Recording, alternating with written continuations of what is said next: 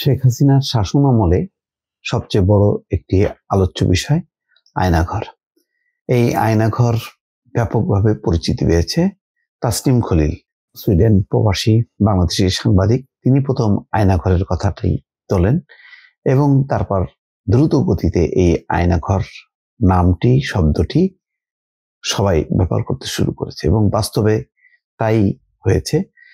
5ই August সরকার পতনের পর, শেখ হাসিনার পালিয়ে যাবার পর, তখন দেখা গেল বিভিন্ন সংস্থার অধীনে নানা রকম আয়নাঘর, ডিবির অধীনে, তারপরে র্যাব, বিজিবি, ক্যান্টনমেন্ট, নানা বাহিনীর অধীনে এই সমস্ত আয়নাঘর পরিচালিত হয়েছে। শেখ হাসিনার শাসনকে দীর্ঘায়িত করার জন্য তার প্রতিপক্ষ লোকজনকে ধরে নির্যাতন করা হতো এবং তাদেরকে কখনো বিচারের মুখোমুখি তারা করতো না এবং স্বীকারও করতো না যে তাদের কাছে কোনো মানুষ আটক আছে। অর্থাৎ মানে কোনো বিচার ছাড়াই বছরের পর বছর আটকে রাখার যেই ঘরটি, তাকে বলা হতো আয়নাঘর। সেই আয়নাঘর কি আসলে বিভিন্ন সংস্থার অধীনেই ছিল? ক্যান্টনমেন্টে ছিল? র্যাব, ডিবি, পুলিশ তাদের কাছেই ছিল না। ব্রিগেডিয়ার সাখাওয়াত হোসেন আজকে চমৎকার একটি কথা বলেছেন যে আয়নাঘর শুধু ক্যান্টনমেন্টেই ছিল না, ইউনিভার্সিটি হোটেলেও ছিল। তিনি খুলনার একটা অনুষ্ঠানে, সেই অনুষ্ঠানটা হচ্ছে খুলনার সরকারি সুন্দরবন আদর্শ কলেজের সুবর্ণ জয়ন্তী অনুষ্ঠানে তিনি প্রধান অতিথি ছিলেন। সেখানে বলছেন যে আয়নাঘর শুধু ক্যান্টনমেন্টেই ছিল না, ইউনিভার্সিটিতে ছিল, হোটেলে ছিল, ব্যক্তিগত বাড়িতেও ছিল। আপনারা শুধু এক জায়গার কথা জানেন, বাকি কথা জানেন না, অচিরেই হয়তো জানতে পারবেন। তার মানে হচ্ছে কত নির্যাতনের কেন্দ্র ছিল।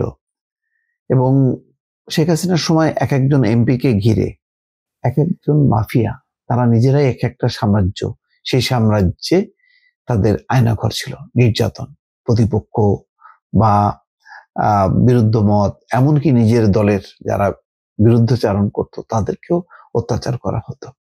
উপদেষ্টা বলছেন, যতদিন আমরা থাকি চেষ্টা করব মানুষ ও দেশের জন্য কিছু করার। দেশটা এমন তছনছ হয়ে গেছে যে এটা ঠিক করা ভেরি ডিফিকাল্ট, অর্থাৎ খুবই কঠিন। শুধু আমাদের জন্য না, আগামীতে যারা সরকারে আসবে তাদের জন্য। সবাই মিলে দেশটাকে এগিয়ে নিয়ে যেতে হবে। এই দেশে এমন চুরি হয়েছে যে এই চুরিকে আমি সাগর চুরি বলি না, প্রশান্ত মহাসাগরের মতো চুরি হয়েছে।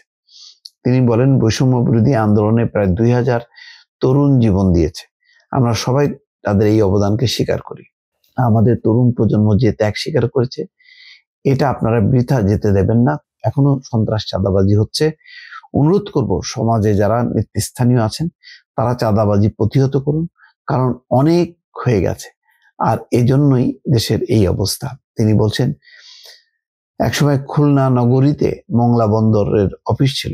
আমদানিকারক, শিপিং এজেন্ট সহ সবার প্রয়োজনে আবার এই অফিসটি খুলনা নগরীতে ফিরিয়ে আনতে হবে।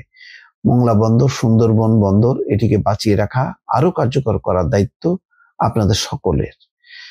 যাক, সার্বিক বিষয় নিয়ে কথা বলেছেন, তবে তার এই বক্তব্যের মূল পয়েন্টটা যেটা, সেটা একটা খুবই বাস্তবতা যে আয়নাঘর শুধু বিভিন্ন সংস্থার অধীনে ছিল না, ক্যান্টনমেন্টে ছিল না। আয়নাঘর ছিল হোটেলে, বিশ্ববিদ্যালয়ে, বিভিন্ন জায়গায়। এই আয়নাঘরের কালচার বন্ধ করতে হবে, সেই বার্তাটি ব্রিগেডিয়ার সাখাওয়াত সবাইকে দিলেন। দর্শক ভালো থাকবেন, আল্লাহ হাফেজ।